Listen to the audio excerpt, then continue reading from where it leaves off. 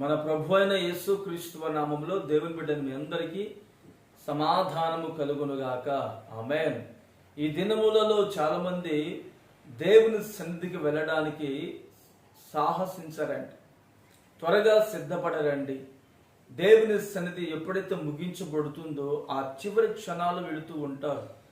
ప్రభు కంటే మనకు పనులు ముఖ్యం కాదు, ప్రభు కంటే మనకు వ్యాపారాలు ముఖ్యము కాదు, ప్రభు కంటే మనకు ఉద్యోగాలు ముఖ్యం కాదు. ఏది కూడా ప్రభు కంటే, ప్రభు సన్నిధి కంటే ముఖ్యము కాదండి. ఎందుకంటే దేవుని సన్నిధి అనేది చాలా విలువైనది, పవిత్రమైనది. దేవుని సన్నిధిలో మనము ఈ రోజున ఎలా ఉంటున్నాం? పరిశుద్ధ గ్రంథంలో ఒక మాట తెలియపరుస్తాను. 100వ కీర్తన 2వ వచనము, సంతోషముతో యెహోవాను సేవించుడి, ఉత్సాహ గానము చేయుచు ఆయన సన్నిధికి రండి. ఆమేన్. దేవుని సన్నిధి గట మనము ఉత్సాహ గానము చేయుచు వెళ్ళాలట. ఒక పెళ్లికి వెళ్ళినప్పుడు, ఒక ఫంక్షన్కి వెళ్ళినప్పుడు, తెలిసిన వారింటికి వెళ్ళినప్పుడు, మనకు బాగా మన హృదయానికి సమీపంగా ఉన్న వారింటికి వెళ్ళినప్పుడు ఎంతో సంతోషముగా గంతులు వేయించి వెళతాం.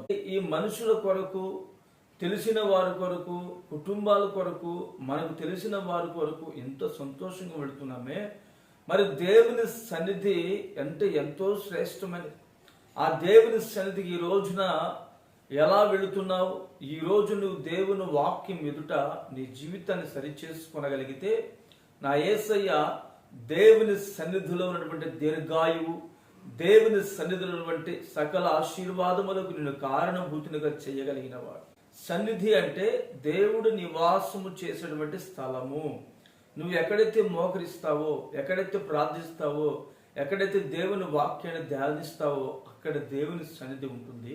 ఆ దేవుని సన్నిధికి నీవు ఉత్సాహగానము చేయుచు, ఉత్సాహముతో, సంతోషముతో నీవు దేవుని సన్నిధిలో గడపగలిగితే నా దేవుని సన్నిధి నీకు తోడుగా వచ్చునుగాక. ఆమేన్. ఇప్పటికే నువ్వు దేవుని సన్నిధిలో నిలిచి ఉన్నావు. మరింత అపరిమితమైన కృపకు నీవు పాత్రుడుగా ఎంచబడదువుగాక. ఆమేన్. ప్రార్థన చేసుకుందాము.